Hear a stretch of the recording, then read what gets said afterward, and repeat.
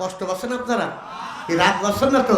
বাবা, আমার এলাকার এক বক্তা ছিলেন, নাম হলো মরহুম হাসমতুল্লাহ হুজুর। উনি খুব ভালো ওয়াজ করতেন। তো উনি ওয়াজ করতে যাই বলতেছে, বাজান, খুব ছোট ছিলাম আমি, তো ওয়াজের ভিতরে বলছে, বাজান, এক হুজুর গেছে ওয়াজ করছে, হুজুরের অভ্যাস হলো চোখ বুঝে ওয়াজ করা। কি কথা বোঝেন নেই? তো হুজুর চোখ বুঝে যদি ওয়াজ করে, সামনে লোক আসে না গেছে, হুজুরকে বুঝতে পারবে? একেবারে মনে করেন 2.5 ঘন্টা পর 3 ঘন্টা পর চোখ খুলে দেখছে সামনে একটা লোকও নাই। কি কথা বোঝেন নাই?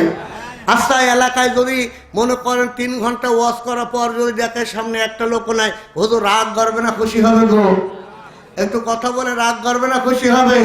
ওরে বাবা, বর্তমান যা শুরু হয়েছে গো,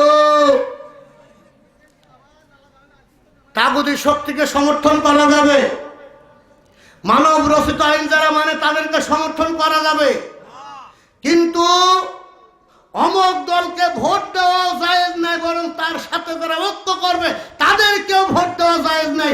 এইরকম টুপিওয়ালা বেঁধেছে। কি জোরে বলেন, কথা ঠিক কিনা? বাবা, সারা গায়ে ঘাম, অলক দিই কোন জায়গায়? এক বক্তা বলতে হইল ফাসেক, ওর ওয়াজ শোনা জায়েজ নাই। আপনারা কি শুনেছেন কথা? আর এক দল বলে ও হইল কাফের, ওর ওয়াজ শোনা যায় না। এখন সাধারণ মানুষ বলছে, হুজুর ওয়াজ শোনায় বাদ দিয়ে দেবো, আপনারা দাঁড়িয়ে এলা টুপি এলে এক নাইট আমরা যাবো কোন দিকে? আমি উদাহরণ দেওয়ার জন্য বলি, মনে করেন একজন হলো বুকে হাত বাঁধা দলের লোক, আসে নাকি এলাকায়? আর একজন হলো নাভির উপর হাত বাঁধা দলের লোক। তো উনি এই দুই তরিকার দুই আলেম, যিনি বুকে হাত বাঁধে, আবার যিনি নাভির উপরে হাত বাঁধে। যিনি বুকের ওপর হাত বাঁধে তার পেছনে ইক্তেদা করতে চায় না, যারা বুকে হাত বাঁধে তাকে বলা হয় আল হাদিস। আল হাদিসটা ঠিকভাবে বলে না, এদেরকে বলে আইলে হাদিস। আবার যারা নাভির ওপরে হাত বাঁধে ওরা আবার ওদেরকে বলে তোরা হলি হানফি। নাম কি? যারা বলে নাম কি? নাম হইল হানফি। তো দুই তরিকার দুই হুজুর, মনে করেন মাগরিবের রক্ত, আচ্ছা মাগরিবের রক্ত কম থাকে না বেশি থাকে গো বাজান? একটু কথা বলেন। নামাজের রক্ত কম থাকে, সময় কম থাকে। তো এখন বাবা, দুই তরিকার দুই হুজুর ইমামতি কে করবে, এই নিয়ে বড় বিপদের ভিতর পড়ে গেছে। এখন যে নাভির উপরে হাত বাঁধে, ওর পেছনে বুকের উপর হাত বাঁধা লোককে ইক্তেদা করতে চাচ্ছে না। আবার যে বুকের উপর হাত বাঁধে নাভির উপর, ও তো চাচ্ছে না। তো এই নিয়ে যখন ঠেলাঠেলি করতেছে, মাসলা নিয়ে, তরিকা নিয়ে, যখন অনেক সময় কেটে যায়, এখন দূর থেকে এক টিকরি পাকা মুসল্লি দূরে থেকে তাকিয়ে দেখছে, হায় হায় হুজুরা ঠেলাঠেলি এই যে করতেছে, বুকে হাত বাঁধবে না নাভির উপরে হাত বাঁধবে, এখন নামাজের ইমামতি কে করবে, এই দিকে এই নিয়ে যখন এদের মতভেদ তৈরি হচ্ছে, অথচ মাগরিবের রক্ত চলে যায়। তো পাশে যে এক টিকরি পাকা বলছে, হুজুর আজকে আপনারা কি নামাজ পড়বেন না, ঠেলাঠেলি কিলাকিলি করছেন? তো বলছে, বাপ কি আর করবো, কপালে আছে হার, কি করবে চাচা খাজেনদার। তো এখন কি করতে হবে, সমস্যা কোথায়? হুজুর বলছে, বাপ আমরা কেউ কাউকে ইমাম মানতে পারছি না। কি মানতে পারছে না? ও মুসলমান কি মানতে পারছে না? ইমাম মানতে পারছে না। তো কয় হুজুর সমাধানকে আমি একটা দেবো। বলছে, বাপ দে, যদি তোর জানা থাকে তুই দে। তো বলছে, হুজুর আপনারও দরকার নেই, উভয়েরও দরকার নেই, আজকে ইমামতি আমি করবো। কি কথা বলেন, কথা বলেন। তো তখন দুই তরিকার দুই হুজুর করছে যে, বাপ আমরা হুজুরা যখন এক হতে পারলাম না, তাহলে আর কি করব? আজকে তুই শুনে নে, আজকে এই নামাজের ইমামতি তুই কর। এখানে যারা আলেম আছেন, অন্তত পক্ষে যোগ্য লোক যদি না পাওয়া যায়, অন্তত পক্ষে নামাজ কি কারণে ভাঙা যায় এই মাসলা কিন্তু অবশ্যই জানার দরকার। তো সাথা চিন্তা করছে, তাই তো দুই তরিকার দুই হুজুর যখন এক হতে পারলো না, এক দাড়ি কাটা যুবককে দিয়েছে। আর দাড়ি বাবা এমন কাটা মনে হয় কুদাইল দিশাসা। কুদাইল দিশাসা বোঝেন না? এমন দাড়ি কাটা কুদাইল দিশাসা। তো বলছে যে, বাপ তুই আজকে নামাজের ইমামতি কর। ও চিন্তা করছে, আচ্ছা বলেন, আমরা যারা সচরাচর 5 ওয়াক্ত নামাজ পড়ি, যারা বুক আল্লাহু আকবার বলার পর যারা বুকে বাঁধি তারা বুকের ওপর বাঁধি, আবার যারা নাভির উপরে বাঁধি তারা নাভির উপরে বাঁধি। তো ও চিন্তা করছে আল্লাহু আকবার, এইভাবে যখন হুজুর দেখেছে হাত এইভাবে তোলে, তো হাত যখন তুই আল্লাহু আকবার বলেছে, ও তখন চিন্তা করছে, তাই তো এখন হাত বাঁধবো কোন জায়গায়? কি কথা বলেন না? হাত এখন বাঁধবো কোন জায়গায়? অনেকক্ষণ যখন ও জায়গা খুঁজে পাচ্ছে না, এখনো চিন্তা করছে, তাই তো পড়ে গেছি তো বড় বিপদের ভিতরে। এখন যদি বুকের ওপরে বাঁধি তাহলে ও বলবো ওই দলের হুজুর। কি কথা বলেন না? ও হইল ওই দলের হুজুর। আবার যদি নাভির উপরে হাত বাঁধবে আবার বলবে, ও বলবে ওই হাইনপির হুজুর। ও চিন্তা করি এখন পিছন থেকে তো লোকমা দেওয়া যায় না, লোকমা দেওয়া যায়। ওরা চিন্তা করছে হাই হাই হুজুর, এমন হুজুর পাইলাম, আল্লাহু আকবার তাকবীরে তাহরিমা, শুধু বইলেই ও হাত বুকে বাঁধে না, নাভির উপরে বাঁধে না। হাত না বাঁধার কারণটা কি? তো যখন অনেকক্ষণ চিন্তা করি দেখছে একটা জায়গায় নিরপেক্ষ জায়গা, যে জায়গার নাম হলো কপাল। কোন জায়গায় মুসলমান, কোন জায়গায়? কপালে যখন হাত বেঁধেছে, বলেন আপনাদের ইমাম যদি পড়ে তাহলে আপনারা কি নামাজ পড়বেন? তখন দুই তরিকার দুই হুজুর পেছন থেকে কয়, রে বেটা,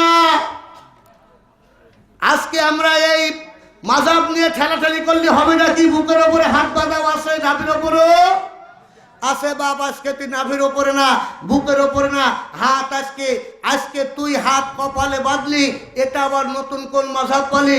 এবার বলে হুজুর, আজকে আমি তো মনেই করে ফেলেছিলাম যেই নামাজ নিয়ে মসজিদের গোপ ভাগ হলো, যেই নামাজ নিয়ে মুসলমানদের মসজিদের নাম পরিবর্তন হলো, গোরস্থানের নাম পরিবর্তন হলো, আমি মনে করলাম আজকে মুসলমানদের সবথেকে বড় যে সমস্যা তার নাম হলো কপাল।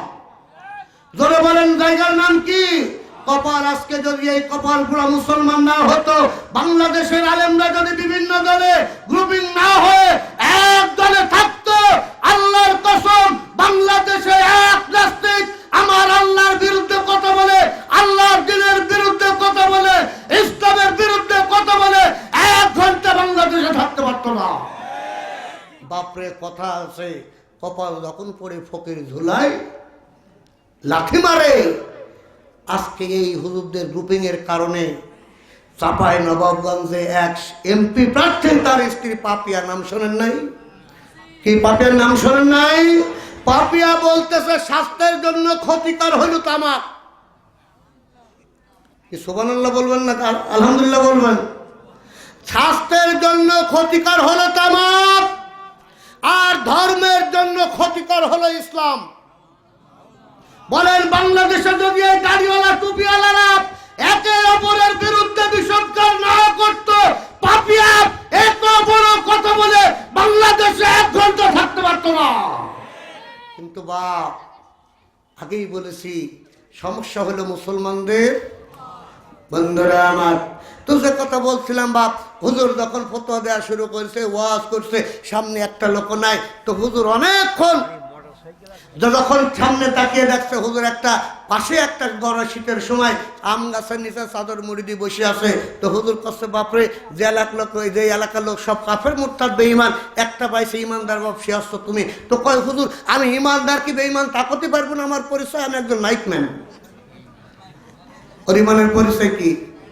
জোরে বলেন, ইমানের পরিচয় কি?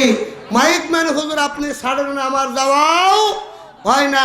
তো বন্ধুরা আমার, শ্রোতারা রাগ করবে, ঘুমাবে, এইরকম আলোচনা না করার চেষ্টা করে। আপনাদের কি কষ্ট পাচ্ছেন নাকি? আলোচনা একটু চলবে, একটু জের করে সুবহানাল্লাহ, লা ইলাহা, সুবহানাল্লাহ, আলহামদুলিল্লাহ, লা ইলাহা, আর জীবনের মালিক তুমি সারা জীবন চলে না, বলেন ঠিক না? আর জীবনের মালিক তুমি সারা জীবন চলে না, তুমি হি আমার সকল সাধনহার, জীবনের মালিক তুমি সারা জীবন চলে না। এই জীবন চলার জন্য কোরআন দিয়ে করলে ধন্য, বলেন মারহাবা। এই জীবন চলার জন্য কোরআন দিয়ে করলে ধন্য, নবীর হাদিস, নবীর হাদিস, নবীর হাদিস বলতে পারি না, জীবনের মালিক তুমি সারা জীবন চলে না, লা ইলাহা, জোরে লা ইলাহা, লা ইলাহা ইল্লাল্লাহু মুহাম্মাদুর রাসূলুল্লাহ। সকলে বলেন সাল্লাল্লাহু। আলাইহিস সালাম বন্ধুরে, এই জন্য আমার নবীর মর্যাদার কারণে আমার আল্লাহ তার নবীর উম্মতের জন্য আল্লাহ গোটা পৃথিবীতে আমার আল্লাহ জান্নাতের সেজদার জায়গা বানিয়ে দিয়েছেন। যে জমিন সম্পর্কে আমার আল্লাহ কুরআনুল কারীমের ভিতরে বললেন, আল্লাযী জাআলা লাকুমুল আরদা ফিরাশা ওয়াস সামাআ বিনাও ওয়া আনজালা মিনাস সামা